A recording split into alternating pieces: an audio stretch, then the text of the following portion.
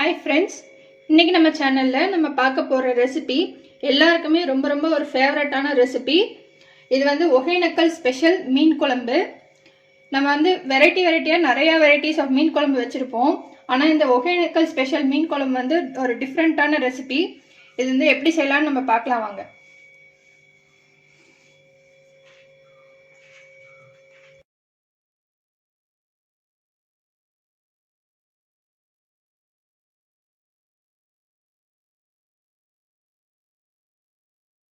இப்போ நம்ம ஒரு மண் சட்டி வச்சுட்டு அது நல்லா சூடானதுக்கு அப்புறமா நல்லெண்ணெய் ஒரு 2 டேபிள் ஸ்பூன் அளவுக்கு ஊற்றிக்கோங்க.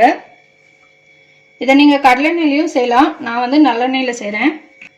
இதில் நம்ம சின்ன வெங்காயம் ஒரு 200 கிராம் அளவுக்கு சின்ன வெங்காயம், ஒரு 4 மீடியம் சைஸ் தக்காளி, பெரிய சைஸ் தக்காளின்னா நீங்கள் 3 தக்காளி ஆட் பண்ணிக்கோங்க, ஒரு 10 பல் பூண்டு, 2 இன்ச் அளவுக்கு இஞ்சி, இதெல்லாமே நம்ம ஆட் பண்ண போகிறோம் இந்த எண்ணெய் சூடானதுக்கு அப்புறமா.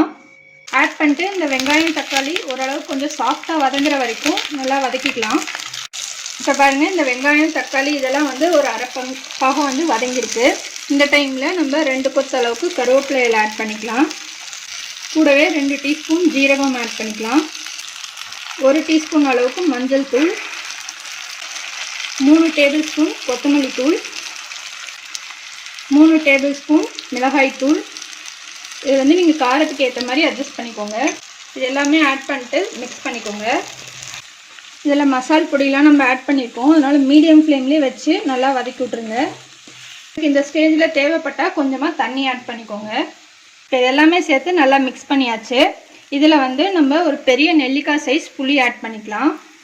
புளி வந்து நம்ம புளி தண்ணியை ஆட் பண்ண போகிறதில்ல, இதில் வந்து நம்ம புளியை போட்டு அப்படியே அரைக்க போகிறோம் வதக்கி. புளியும் சேர்த்து நல்லா மிக்ஸ் பண்ணிக்கோங்க. இதில் வந்து இன்னொரு முக்கியமான விஷயம் என்னென்னா, தக்காளி வந்து நம்ம பழுத்த தக்காளியாக ஆட் பண்ணணும், அப்போ தான் வந்து டேஸ்ட் நல்லாயிருக்கும். இது எல்லாமே சேர்ந்து நல்லா ஒரு 2 நிமிஷம் நல்லா வதங்கிட்டோம். நல்லா இந்த மசாலா பச்சை வாசம்லாம் போய் இந்த புளியெலாம் நல்லா சாஃப்டாக வதங்கிட்டோம். பாருங்க, இது நல்லா எல்லாமே வதங்கி வந்துடுச்சு. இப்போ நம்ம ஸ்டவ் ஆஃப் பண்ணிட்டு கொஞ்சம் நேரம் ஆற விட்டு நல்லா ஆறினதுக்கு அப்புறமா நல்லா பேஸ்ட்டாக அரைச்சி எடுத்துக்கோங்க. பாருங்கள், நம்ம மசாலா நல்லா அரைச்சி எடுத்துகிட்டு வந்துட்டோம். நல்லா பேஸ்ட்டாக அரைச்சி எடுத்துக்கோங்க. இப்போ நம்ம குழம்பு செய்ய ஆரம்பிக்கலாம். இப்போ நம்ம வந்து இதில் ஒரு 4 to 5 டேபிள் ஸ்பூன் அளவுக்கு நல்லெண்ணெய் ஊற்றிக்கிறோம். மீன் குழம்பு, புளிக்குழம்பு, எந்த குழம்பு வச்சாலும் நல்லெண்ணெய் வச்சு செஞ்சிங்கன்னா சூப்பராக இருக்கும். இப்போ எண்ணெய் சூடானதுக்கப்புறமா இதில் ஒரு அரை டீஸ்பூன் அளவுக்கு வெந்தயம் ஆட் பண்ணிக்கலாம். கூடவே ஒரு கொத்து கருவேப்பிலையில் ஆட் பண்ணிக்கலாம். இந்த அரைச்சி வச்ச மசாலாவை இதில் ஆட் பண்ணிக்கலாம். நீங்கள் ஒரு வேளை இஞ்சி பூண்டு பேஸ்ட்டாக ஆட் பண்ணுறீங்க அப்படின்னா இந்த டைமில் ஆட் பண்ணிக்கோங்க. இதில் ஒரு 1/2 லிட்டர் அளவுக்கு தண்ணி ஆட் பண்ணிக்கோங்க. ஆட் பண்ணி நல்லா மிக்ஸ் பண்ணிவிட்டு நல்லா இது கொதித்து வரட்டும். ஒரு 15 நிமிஷம் நல்லா கொதிக்கிட்டோம். இப்போ இந்த குழம்புக்கு தேவையான அளவுக்கு உப்பு ஆட் பண்ணிக்கோங்க, கல் உப்பு ஆட் பண்ணிக்கோங்க, அப்போ தான் நல்லாயிருக்கும். பாருங்கள், நம்ம எல்லாம் மசாலா போட்டது எல்லாமே நல்லா 15 நிமிஷம் நல்லா கொதிச்சு வந்துடுச்சு. இப்போ நம்ம மீன் ஆட் பண்ணிக்கலாம். 1 கிலோ அளவுக்கு மீன் ஆட் பண்ணுறோம். இப்போ மீன் ஆட் பண்ணதுக்கப்புறமா ஒரு 5 நிமிஷம் கொதிக்க விடுங்க. மீன் நல்லா வெந்து வந்துடும்.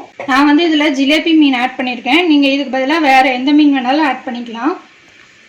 இப்போ பாருங்கள், மீன் போட்டதுக்கப்புறமா நல்லா ஒரு கொதி வந்துடுச்சு. இப்போ மீன் நல்லா வெந்திருக்கும், நம்ம ஆஃப் பண்ணிடலாம். இதில் கொஞ்சமாக கொத்தமல்லி இலை ஆட் பண்ணிக்கோங்க. பாருங்க, நம்ம மண் சட்டியில் செஞ்சதுனால மண் சட்டி வந்து இந்த சூடு நல்லா இருக்கும். கொஞ்சம் நேரத்துக்கு இப்படியே கொதிச்சிட்டே இருக்கும் ஆஃப் பண்ணாலும். அவ்வளோதான், நம்ம மீன் குழம்பு சூப்பராக ரெடி ஆயிடுச்சு. இது நல்லா காரசாரமாக சூப்பராக டேஸ்டியாக இருக்கும். சூடான சாதத்தோடு சாப்பிட்டிங்கன்னா எவ்வளோ சாதம் சாப்பிடுவீங்கன்னு உங்களுக்கே தெரியாது, அந்த அளவுக்கு நல்லா சூப்பராக சாப்பிடுவீங்க. இதை மறக்காமல் ட்ரை பண்ணி பாருங்கள். ட்ரை பண்ணி பார்த்துட்டு உங்கள் கமெண்ட்ஸை போஸ்ட் பண்ணுங்கள், உங்கள் ஃப்ரெண்ட்ஸோட ஷேர் பண்ணுங்கள். எங்கள் சேனலை மறக்காமல் சப்ஸ்கிரைப் பண்ணுங்கள். இன்னொரு இன்ட்ரெஸ்டிங்கான வீடியோவில் நம்ம மறுபடியும் மீட் பண்ணலாம். தேங்க்யூ.